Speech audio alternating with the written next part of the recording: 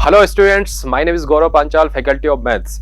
जैसा कि आपको पता है कि इस बार सीबीएसई बोर्ड ने सेशन स्टार्ट होने से पहले ही सिलेबस यानी कि 10th और 12th बोर्ड का सिलेबस रिलीज कर दिया है और साथ के साथ सैंपल पेपर भी रिलीज कर दिए गए हैं। यानी कि आपको पढ़ने से पहले आपको आइडिया लग जाएगा कि कौन से टॉपिक डिलीटेड है और कौन से टॉपिक डिलीटेड नहीं है। ठीक है, तो हमें वही चीज पढ़ना है बच्चों जो सिलेबस के अंदर है, बिकॉज हम जिस एग्जाम में अपीयर हो रहे हैं तो हमें पता होना चाहिए उसका सिलेबस क्या है, कौन से टॉपिक्स उसमें आने वाले हैं, ताकि हम उसी को पढ़कर आगे अच्छा मार्क्स गेन कर सकें। तो आज मैं इस वीडियो में वही डिस्कस करूंगा कि कौन कौन से टॉपिक्स कवर हैं, कौन से नहीं हैं। साथ के साथ सैंपल पेपर किस पैटर्न पर होगा एग्जाम पैटर्न में, यानी कि नंबर ऑफ क्वेश्चंस कितने पूछे जाएंगे, सेक्शन कितने होंगे, लेवल ऑफ पेपर का डिफिकल्टी लेवल क्या होने वाला है, उससे आपको एक मोटा मोटा आइडिया मिल जाएगा। यानी कि देखो, क्लास 12 की बात करूंगा, मैथमेटिक्स सिलेबस की।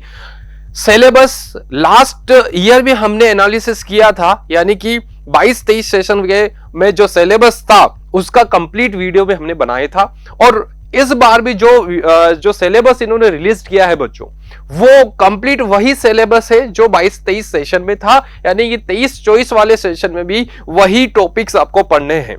कोई भी पार्ट इसमें से हटाया नहीं गया है। यहां पर हम डिस्कस कर लेते हैं यूनिट्स वाइज। हम बात करें मैथमेटिक्स की तो रिलेशंस फंक्शंस की बात करें, ये फर्स्ट यूनिट है। जैसा कि आपको पता है कि फर्स्ट यूनिट, अब ये जरूर ध्यान रखना है, एनसीईआरटी जब गो थ्रू करोगे ना तो वहां पर आपको चैप्टर्स मिलेंगे, ठीक है, टॉपिक्स मिलेंगे बच्चों।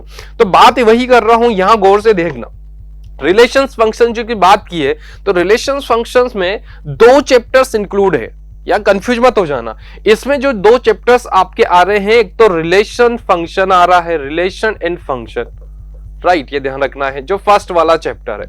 और सेकंड चैप्टर भी इसमें इंक्लूड है, यानी कि आईटीएफ इनवर्स ट्रिग्नोमेट्री, ये दूसरा वाला चैप्टर्स है। ठीक है, 2 चैप्टर्स इसमें इंक्लूडेड है। और इसका जो कंप्लीट मार्क्स है, जो ये फर्स्ट यूनिट है रिलेशन फंक्शन एंड आईटीएफ, बच्चों यहां से 8 मार्क्स के क्वेश्चन पूछे जाने वाले हैं। ओनली 8 नंबर के क्वेश्चंस यहां से आएंगे। ठीक है, नेक्स्ट जो सेकंड यूनिट है एलजेब्रा में मैट्रिक्स और डिटरमिनेंट्स कवर है। यहां पर ये जरा ध्यान रखना है, मैट्रिक्स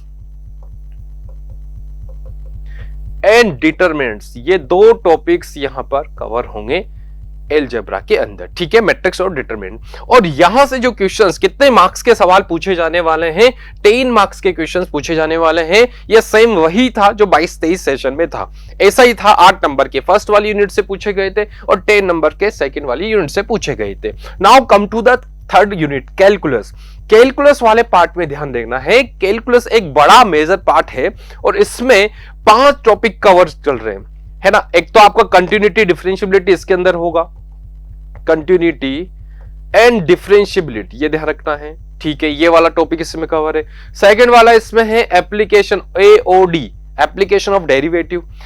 नेक्स्ट वाला इसमें इंटीग्रल्स, चैप्टर नंबर 7 आपको मिलेगा एनसीईआरटी में। एंड नेक्स्ट वाला chapter number application of integrals है एंड डिफरेंशियल इक्वेशन, ये ध्यान रखना। Okay, differential equations. और ये कंप्लीट जो इसमें से 5 टॉपिक, 5 चैप्टर्स कवर करके चल रहा है कैलकुलस, और यहां से 35 मार्क्स के क्वेश्चंस पूछे जाने वाले। जाहिर सी बात, ये बहुत ही बड़ा एक मेजर पार्ट होगा कैलकुलस वाला, जो 35 नंबर कवर कर रहा है। ठीक है, सिमिलर वैसा ही है जो लास्ट ईयर था। नेक्स्ट फोर्थ यूनिट में बात करूं, वेक्टर और 3D। यहां वेक्टर और 3D वाला चैप्टर्स है, ये 2 चैप्टर्स है। वेक्टर्स अलग चैप्टर है, चैप्टर नंबर 10 है अपने एनसीईआरटी में, और 3 डायमेंशनल ज्योमेट्री चैप्टर नंबर 11 है। ठीक है, ये है 14 मार्क्स का, 14 नंबर के यहां से क्वेश्चन पूछे जाने वाले हैं। एंड फिफ्थ यूनिट जो है बहुत ही सिंपल है, लीनियर प्रोग्रामिंग यूनिट, एलपीपी। ठीक है, ये 5 नंबर का यहां से क्वेश्चन पूछा जाने वाला है। ठीक है, अब मैं पेपर की जब बात करूंगा तो उसमें बताऊंगा कि किस सेक्शन में जो 5 मार्क्स के, लेकिन किस सेक्शन में कितने क्वेश्चंस इस चैप्टर से पूछे जाने वाले हैं।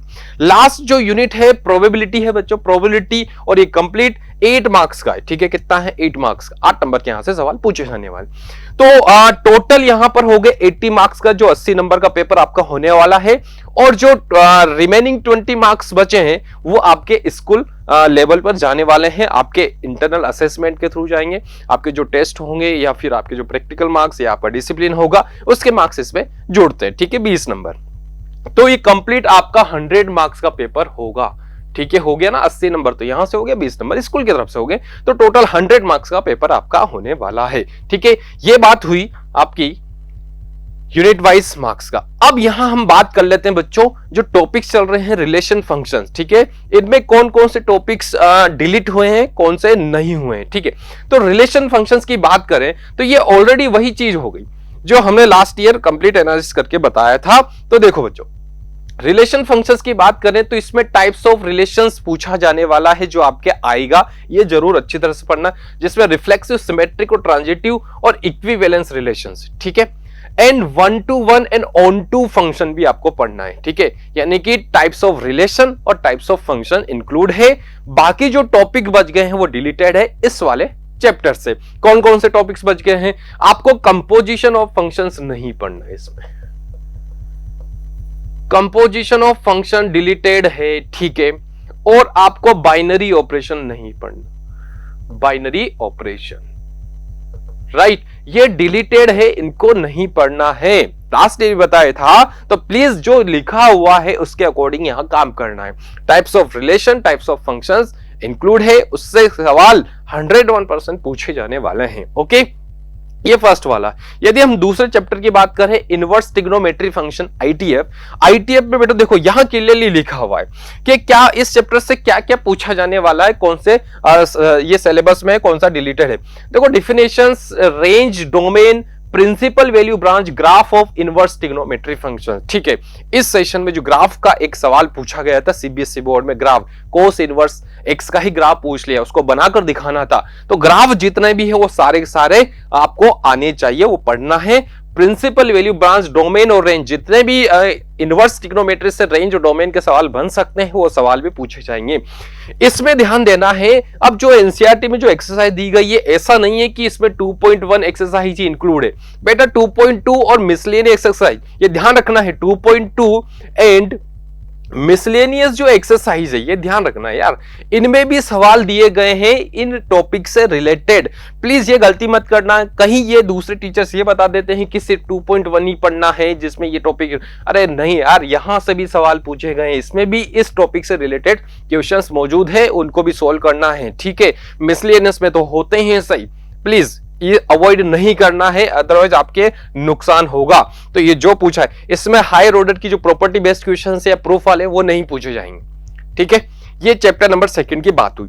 अब आते हैं सेकंड यूनिट एलजेब्रा। एलजेब्रा में 2 मैट्रिसेस और डिटरमिनेंट्स की बात करेंगे। अब यहां मैट्रिक्स में जो कवर हुआ है, देखो मैट्रिक्स की बात करें तो मैट्रिक्स में सारा कवर है, ठीक है, एक्सेप्ट यहां पर एक इनवर्स मैट्रिक्स निकालना ट्रांसफॉर्मेशन मेथड से, वो डिलीटेड है।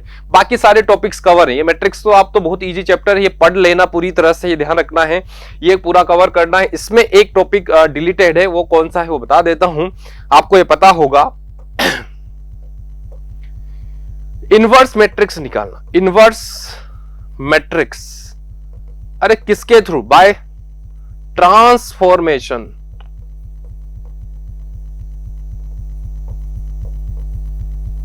ठीक है, इसमें ये डिलीटेड, बाकी सारा इंक्लूड है, पूरा पढ़ना है। ठीक है, अब दूसरे वाले हम बात करते हैं, सेकंड वाले में भाई डिटरमिनेंट्स वाले में। डिटरमिनेंट्स में जो पढ़ना है आपको, determinants of square matrix up to 3 ये तो है सही। इसमें एप्लीकेशन ऑफ जो प्रॉपर्टीज ऑफ डिटरमिनेंट्स है वो कंप्लीट डिलीटेड है, लास्ट ईयर का same as it is syllabus है। माइनर्स इंक्लूड है, कोफैक्टर, एप्लीकेशंस, डिटरमिनेंट्स सारा का सारा इंक्लूड है। यूनिक सॉल्यूशंस वाला, ये जरा ध्यान रखना भाई, यूनिक सॉल्यूशंस का मतलब सिर्फ आपसे यूनिक सॉल्यूशन से पूछा जाएगा। हैविंग यूनिक सॉल्यूशन, बहुत सारे इनफाइनाइट मेनी सॉल्यूशन के सवाल नहीं पूछा जाएगा। एक्स वाई जेड का जो सिस्टम ऑफ लीनियर इक्वेशंस है उससे रिलेटेड क्वेश्चंस यहां से पूछे जाने वाले हैं। ठीक है, इसमें आपका प्रॉपर्टी ऑफ, ये वाला नहीं पढ़ना, property of determinants, complete determinants है ना, ये जो मैं बात कर रहा हूं एक्सरसाइज, इसमें 4.2 ये डिलीटेड है यार, ये नहीं पढ़ना है। ठीक है, बाकी सारे तो कवर है इसमें। ठीक है, वो अपन जब क्लास लेंगे तो उसमें अपन सारी चीज डिस्कस कर लेंगे।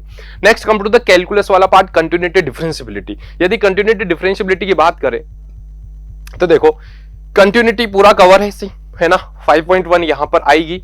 और डिफरेंशियबिलिटी में ये सारे का सारा रूल है, एक्सेप्ट यहां पर रोल्स थ्योरम, रोल्स थ्योरम और मीन वैल्यू थ्योरम डिलीटेड है, ये ध्यान रखना। ओके, एप्लीकेशन ऑफ डेरिवेटिव की बात करें बच्चों, इसमें भी देखो दो टॉपिक्स हटा दिए गए हैं। कौन कौन से आपके सिलेबस में कवर है? Rate of change of quantity, increasing decreasing function यानी कि मोनोटोनिसिटी इंक्लूड है, मैक्सिमा मिनिमा से रिलेटेड सवाल पूछे जाएंगे, फर्स्ट डेरिवेटिव वाले और एप्लीकेशन बेस्ड वाले क्वेश्चंस तो आएंगे, सही कंफर्म है, ठीक है। तो ये तीन टॉपिक्स कवर है, यानी कि टेंजेंट नॉर्मल और रेट अप्रोक्सीमेशंस वो पूरी तरह से हटा दिया गया है, वहां से क्वेश्चंस नहीं पूछा जाना। नहीं, कम टू द इंट्रीगल्स वाले पार्ट से। इंट्रीगल्स में देखो ये जो भी लिखा हुआ है ना, इससे रिलेटेड सवाल ही आएंगे, ठीक है। यहां पर इंटीग्रेशन है, inverse process of differentiation, basic definition, इसके कुछ मेथड्स हैं, सब्स्टिट्यूशंस, पार्शियल फ्रैक्शन और by parts, integration by parts. Okay, और ये बाय जो स्टैंडर्ड फॉर्मूला बेस्ड है ना, इन पर क्वेश्चंस आएंगे, ठीक है। ये जरूर ध्यान रखना है कौन सा कवर है। फंडामेंटल थ्योरम ऑफ कैलकुलस यानी डेफिनेट इंटीग्रल्स की बात करें तो basic property of definite integrals and evolution of definite integrals, ये कवर है, ठीक है। जितने भी जो प्रॉपर्टी है ना, 7 से 8 प्रॉपर्टी है डेफिनेट इंटीग्रल्स की, उस पर सवाल बनेगा हमेशा, ठीक है। ये जरा ध्यान रखना। नेक्स्ट एप्लीकेशन ऑफ इंटीग्रल जो इससे रिलेटेड है बेटा, एप्लीकेशन ऑफ इंटीग्रल में सिंपल रिलेटेड ही कर्व से बाउंडेड एरिया पूछा जाने वाला है, ठीक है। ये मैंने पहले भी बताया था आपको। यहां से देखो, application of finding the area under simple curve, specially line, circle, parabola, ellipse, जो इनकी general equation, standard equations clearly लिखा हुआ है। क्या लिखा हुआ भाई, देखिए गौर से। अरे यार, ये लिखा हुआ specially line, circle, parabola, ellipse, ठीक है। Standard forms only standard form से रिलेटेड ही यहां से आपको कर्व दिए जाएंगे, उनसे बाउंडेड एरिया पूछा जाएगा, ठीक है। बहुत ही सिंपल, यानी कि इसमें जो क्वेश्चंस होंगे ना, आपकी जो एक्सरसाइज एनसीईआरटी की 8.1 इंक्लूड है, 8.2 यहां डिलीटेड है क्योंकि वहां 2 कर्व से पूछा गया, लेकिन मिसलेनियस जरूर सोल्व किया करो बालको भाई। मिसलेनियस एक्सरसाइज में इस तरह के क्वेश्चंस होते हैं, ठीक है, क्वेश्चंस पूछे जाते हैं वहां से भी। नेक्स्ट कम टू, तो भाई यहां पर हम बात करें डिफरेंशियल इक्वेशंस का, जो चैप्टर नंबर 9 है आपका, यहां पर डेफिनेशंस कवर है, ऑर्डर डिग्री से सवाल पूछे जाने वाले हैं। General particular solution of differential equation, अच्छा, इसमें जो formation of differential equation deleted है, क्या है फॉर्मेशन ऑफ डिफरेंशियल इक्वेशन, ठीक है। बाकी सारा पार्ट यहां टॉपिक्स कवर है। Variable separable solution of homogeneous differential equations, first order first degree, solution of linear differential equation, ठीक है। ये सारे क्वेश्चन यहां पर टाइप से पूछे जाने वाले हैं। तो इस टाइप की जो इक्वेशंस है ना, ये लीनियर डिफरेंशियल इक्वेशंस है, दोनों टाइप फर्स्ट टाइप सेकंड दोनों इंक्लूड है। नेक्स्ट वेक्टर 3D की बात करें तो बेटा, वेक्टर में सारा कवर है, ठीक है। वेक्टर तो बहुत ही सिंपल है और बहुत ही सिंपल चैप्टर्स भी। यहाँ टाइप्स ऑफ वेक्टर से क्वेश्चंस पूछे जाएंगे, इनके जो ऑपरेशंस हैं, एडिशंस, मल्टीप्लिकेशन, सब्ट्रैक्शंस, वो है। सेक्शन फॉर्मूला बेस्ड क्वेश्चन हो सकता है। Product of vectors, vector cross product, dot product और क्रॉस प्रोडक्ट, ये जरूर ध्यान रखना। यहाँ पर सिर्फ दो वेक्टर का होगा, ट्रिपल वाला नहीं है। ट्रिपल वेक्टर्स का ना तो क्रॉस प्रोडक्ट ना ही डॉट प्रोडक्ट है, वो क्वेश्चन वो डिलीटेड पार्ट में है, ठीक है। 2 वाला जो एनसीईआरटी में वही होगा। 3D की बात करें, 3 डायमेंशन ज्योमेट्री जो एक मेजर पार्ट है, बट इसमें से बहुत ही सिंपल कर दिया गया है, बिकॉज यहां पर आपका एक प्लेन वाला जो पार्ट है ना, वो डिलीटेड कर दिया है, वहां से क्वेश्चंस नहीं हो। ये लास्ट ईयर भी था, प्लेन से रिलेटेड सवाल नहीं पूछे जाएंगे, ओनली जो लाइंस है ना, उसकी direction, cosine, direction ratio, Cartesian equation, vector equation of line, skew lines, shortest distance between skew lines and angle between 2 lines, ठीक है। बस लाइंस के बारे में इसमें जो एक्सरसाइज 11.1 इंक्लूड है और मिसलेनियस वाले सवाल होंगे कुछ। Next come to the LPP, linear programming, बहुत ही बड़ा प्यारा ये ग्राफिकल अप्रोच वाला टॉपिक है भाई। इंट्रोडक्शन, इसके कुछ रिलेटेड टर्म्स है वो ध्यान रखना है। इसमें डायरेक्ट आपको इक्वेशंस वाले दिए जाएंगे, वर्ड प्रॉब्लम से रिलेटेड सवाल नहीं पूछे जाएंगे, ठीक है। मतलब इसमें 12.1 एक्सरसाइज इंक्लूड है। प्रोबेबिलिटी की बात करें तो प्रोबेबिलिटी में यहां पर क्या हो गया, conditional probability, multiplication theorem on probability है, independent events, total probability, Bayes theorem, random variable, its probability distribution, mean of random variable. क्या डिलीटेड है प्रोबेबिलिटी में, देखो लास्ट वाला पार्ट यहां डिलीटेड कर दिया है, कौन सा वाला, यहां तक तो मीन ऑफ रैंडम वेरिएबल तो पूछा जाएगा, बट बर्नौली ट्राइल्स, बेटा बर्नौली ट्राइल्स, ठीक है, बर्नौली ट्राइल्स में जो बेस्ट क्वेश्चंस है वो नहीं पूछे जाएंगे, तो यहां से ये ध्यान रखना है, बाइनोमियल डिस्ट्रीब्यूशन ये पूरा डिलीटेड है।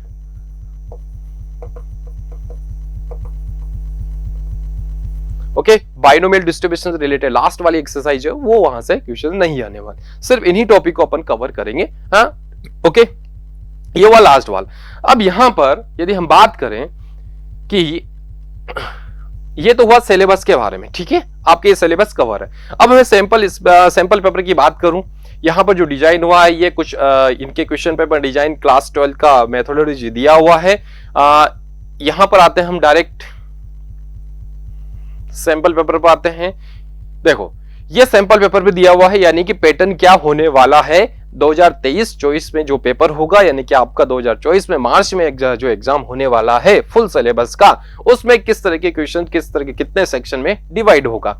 These are the sample paper of class 12 mathematics. यहाँ पर कुछ इंस्ट्रक्शन दिए गए हैं, हम पढ़ लेते हैं। This question paper contain 5 section, 5 section में डिवाइडेड है, ठीक है। मतलब लास्ट ईयर वाला ही पैटर्न है बच्चों, बस कुछ क्वेश्चन में हेराफेरी जरूर की गई है इन्होंने। 5 सेक्शन में ही इसको बांटा गया है, A B C D E। Each section is compulsory, however there are internal choice. कुछ सवालों में इंटरनल चॉइस गिवन होगी।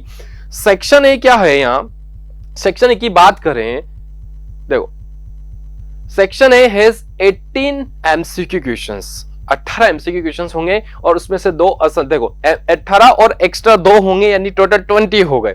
तो 2 असर्शन रीजन बेस्ड। बिल्कुल यार, ये देख ये एक नया चीज होगा एनसीईआरटी, है ना। जो 12th में बच्चे जो बोर्ड की तैयारी कर रहे हैं उनके लिए ये वाली चीज बिल्कुल नहीं होगी। जो कॉम्पिटिटिव की तैयारी कर रहे हैं उनको वो ऑलरेडी फेमिलियर होते हैं असर्शन रीजन से। बट बच्चों असर्शन रीजन वाले क्वेश्चंस, यानी कि असर्शन और रीजन, ये है ना एनसीईआरटी के बुक में कहीं भी नहीं दिया हुआ है। फिर भी इन्होंने 2 क्वेश्चन असर्शन रीजन के मैथमेटिक्स में पूछे जाएंगे, ठीक है। जब हम क्लास में पढ़ेंगे तो वहां डिस्कस करेंगे चीजों को, किस तरह के क्वेश्चंस होते हैं। तो 2 क्वेश्चंस पूछे जाएंगे और 18 क्या होंगे, MCQ multiple choice question. 4 options होंगे, एक उसमें से सही होगा। ये सेक्शन ए में टोटल 20 क्वेश्चंस पूछे जाएंगे, ओके। सेक्शन बी में 5 very short answer. 5 very short answer मतलब आपको 2 से 3 लाइन में ये आंसर यहां पर देना होगा। छोटे छोटे क्वेश्चंस होंगे, उनके आंसर होंगे। ये 5 क्वेश्चंस यहां से पूछे जाने वाले। सेक्शन सी में 6 शॉर्ट आंसर वाले होंगे। अब यहां पर थोड़ा सा आंसर थोड़ा बढ़ा देना है, ठीक है, मार्क्स, क्योंकि ये 3 मार्क्स ईच होंगे, क्लियर। सेक्शन डी में 4 लॉन्ग आंसर, ये थोड़े लॉन्ग आंसर वाले क्वेश्चंस यहां पूछे जाने वाले हैं बच्चों, जो 5 मार्क्स यानी 5 नंबर के होने वाले हैं। तो उसके अकॉर्डिंग आपको यहां पर डिटेल्स में आंसर लिखने होंगे, ठीक है। लास्ट वाला जो सेक्शन ई है ये काफी इंपॉर्टेंट होता है। यहाँ ये भी एक डिफरेंट पैटर्न है, कंप्लीट जो बोर्ड की तैयारी कर रहे हैं बच्चे। यहाँ सोर्स बेस्ड या केस स्टडी बेस्ड या पैसेज बेस्ड वाले क्वेश्चंस पूछे जाएंगे। केस स्टडी वाले क्वेश्चंस आएंगे जो कंप्लीटली न्यू है आपके लिए ऑलरेडी, बिकॉज ये एनसीईआरटी में भी नहीं है, ठीक है। बट ये क्या होता है, एक पैराग्राफ के फॉर्म में होगा, पैराग्राफ दिया जाएगा किसी टॉपिक से रिलेटेड, उससे रिलेटेड कुछ क्वेश्चंस पूछे जाएंगे, ठीक है। और यहाँ 4 मार्क्स ईच ऑफ विद, ये 3 क्वेश्चंस होंगे, 3 केस स्टडी पूछे जाएंगे, ओके। 3 केस स्टडी होंगे, उनके 2-2, 3-3 क्वेश्चंस नीचे होंगे, ठीक है। उनका आंसर देना है उन थ्योरी बेस्ड पर, क्लियर है चीज। तो बच्चों ये तो हुआ यहाँ पर सेक्शन वाइज एनालिसिस कि किस सेक्शन में कितने क्वेश्चंस पूछे जाएंगे। जैसा कि ये सैंपल पेपर दिया हुआ है, सेक्शन ए मल्टीपल चॉइस वाला है, इसमें 20 क्वेश्चंस है कंप्लीटली। ये एमसीक्यू मैट्रिक्स फर्स्ट वाला चैप्टर, देखो यहाँ पर ये जो फर्स्ट वाला क्वेश्चन है ना मैट्रिक्स से पूछा गया है, क्लियर है जी। ये सारी प्रॉपर्टी, ये एनसीईआरटी बेस्ड सारे सवाल, ये प्रॉपर्टी बेस्ड क्वेश्चन है।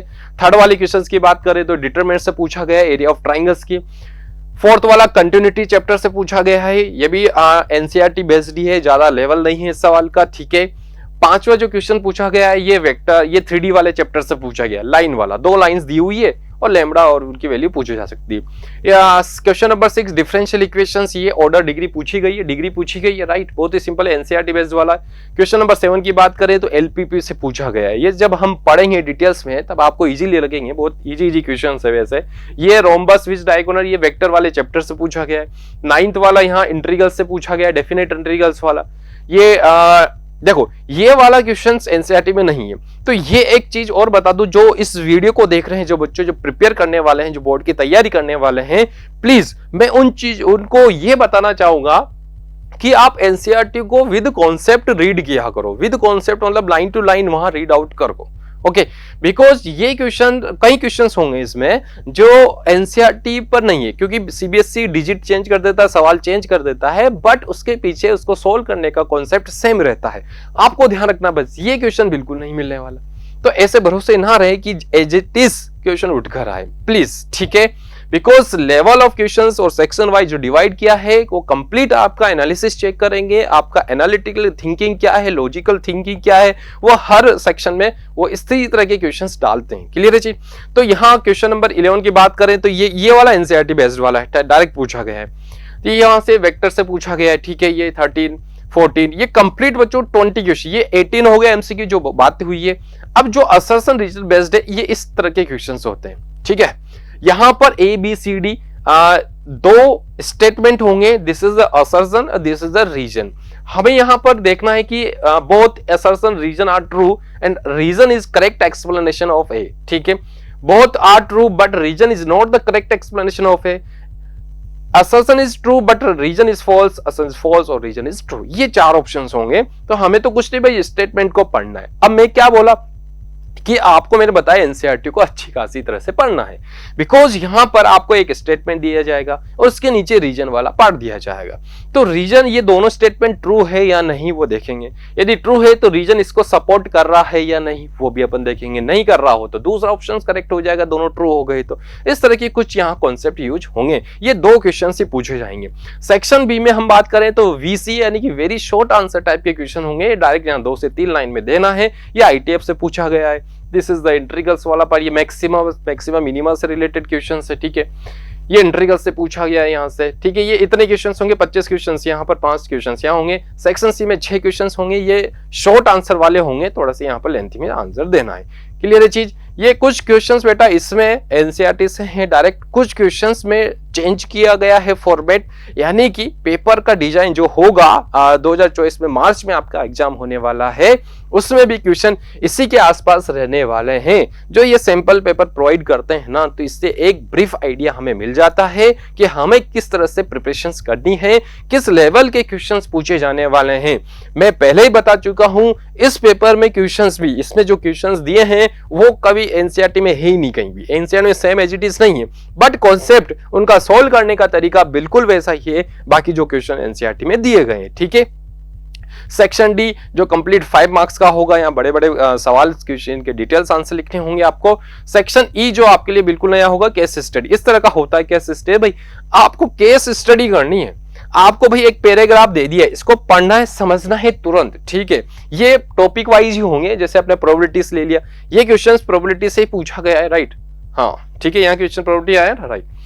Find the probability of Sophia process the form I committed an error. तो यहाँ पर डिटेल्स दी हुई है। हम जो कॉन्सेप्ट, जो डिटेल्स, जो टॉपिक्स पढ़ेंगे, बेस थ्योरम पढ़ेंगे या फिर कंडीशनल प्रोबेबिलिटी पढ़ेंगे, उन्हीं पर बेस्ड होने वाले हैं। कोई नई चीज नहीं है, बस आपको इस तरह से इसके 3 क्वेश्चन होंगे। इसमें इंटरनल चॉइस भी दिया जाएगा।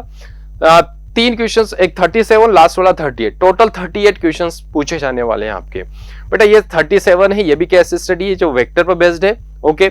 और लास्ट 38 है, यहाँ पर एक इक्वेशन दी हुई है और यहाँ पर आपको ये एप्लीकेशन ऑफ डेरिवेटिव से पूछा गया है, rate of change of growth है ना, एओडी से पूछा गया है। तो टोटल 38 क्वेश्चंस आपके आने वाले हैं, ठीक है। अब इस पेपर का मैं एक डिटेल सॉल्यूशन भी एक वीडियो बनाऊंगा, जिसको आपको देखना है कि किस तरह के क्वेश्चन को किस तरह से सोल्व करना अप्रोच करेंगे, ओके। तो आपको ये बेसिक आइडिया जरूर लग गया होगा कि सिलेबस क्या रहने वाला है, क्या आपको कौन से टॉपिक्स पढ़ने हैं, कौन से नहीं पढ़ने हैं, ये जरूर ध्यान रखिएगा। और कौन से सवाल, किस तरह के क्वेश्चंस जो सैंपल पेपर में दिए गए हैं इस तरह के लेवल के, तो उन टाइप के सवाल भी आपको सोल्व करके देखना है, ओके। आई होप ये वीडियो काफी आपके फायदेमंद होने वाला है। प्लीज यदि वीडियो अच्छा लगा है तो इसको शेयर कीजिए अपने फ्रेंड्स के साथ। उनको बताइए कि सिलेबस में क्या है क्या नहीं है, पेपर का पैटर्न कैसा रहने वाला है, okay. Thank you so much.